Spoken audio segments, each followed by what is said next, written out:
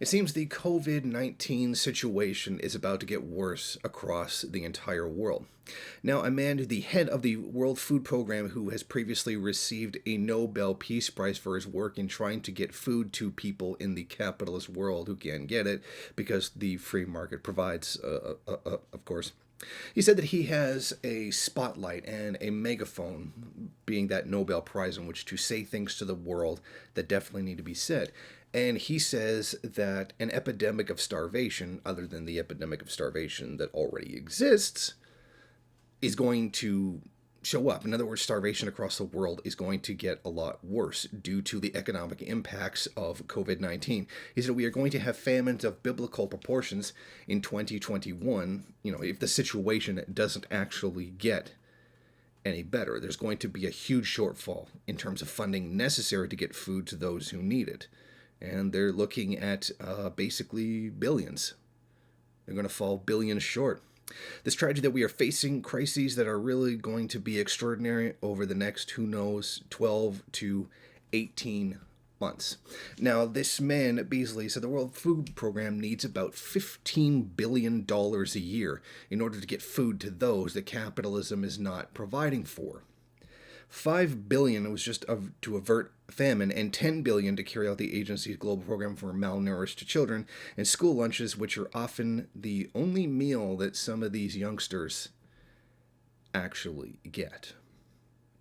In April, he said 135 million people could face crisis-level hunger or worse, and a World Food Program analyst showed that COVID-19 could push an additional 130 million people to the brink of starvation by the end of 2020. It was possible.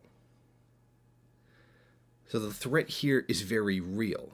I mean, as utterly terrible it is that you can't go and get a haircut, and the terrible, terrible tyranny and mass suffering that you suffer because you can't go to your favorite restaurant. There's about 130 million people that are going hungry right now.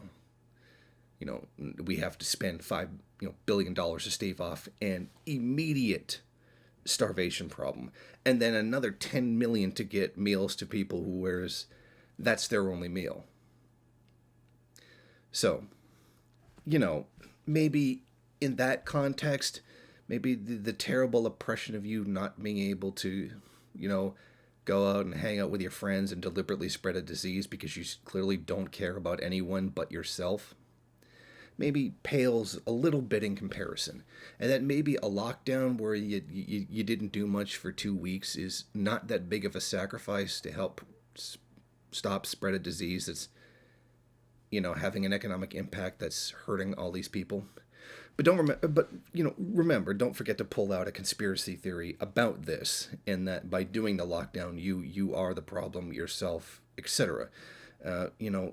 Anybody who feels those kinds of ideas, any kind of, conspiracy theory thinking, the door's over there. Feel free. So as bad as it is that people in the first world are at most inconvenienced, this is deadly for many people around the world. And as a surprise, it's in the third world countries. But that's kind of not even necessarily the whole story. There's a lot of first world countries, I'm not going to name names, America, where there's mass deaths and the entire healthcare systems are pushed right to their limit, and many of them going past that, where necessary surgeries are going, not done, because they're dealing with a COVID outbreak, only to have huge sections of the population claim that there is no such thing. Nurses are reporting people are literally dying of the disease, the virus, claiming that there is no virus.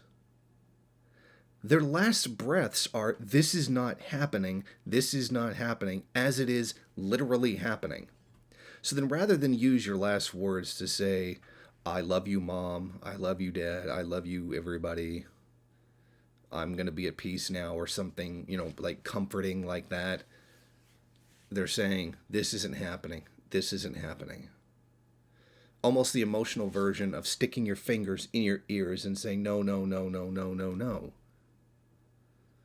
Think about that. And there's plenty of people dying in the first world too because people don't want to be inconvenienced. And how many times have we seen this as the straight up capitalist mindset? Nobody matters but me.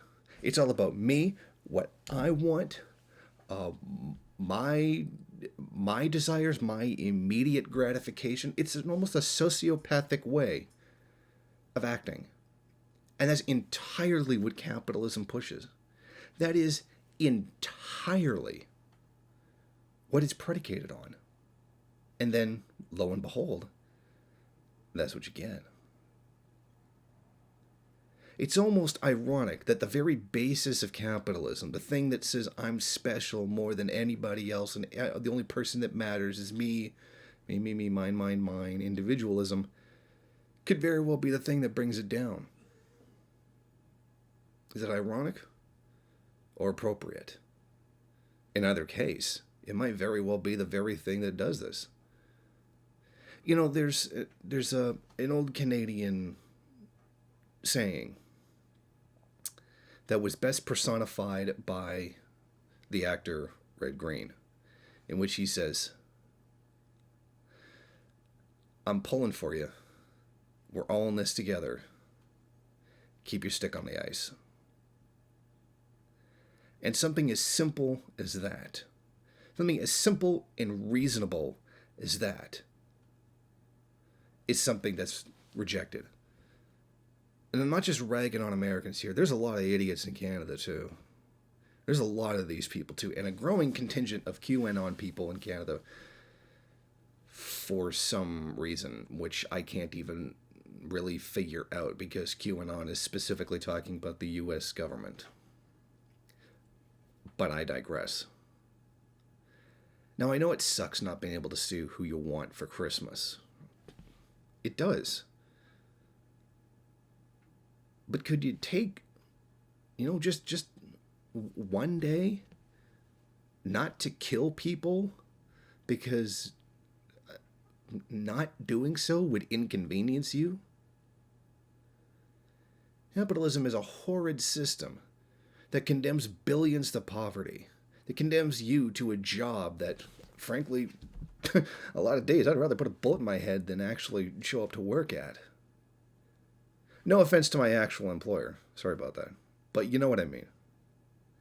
If you can go through that for decades, then it's not really that big a deal to just not go somewhere for one day, even if it really, really sucks.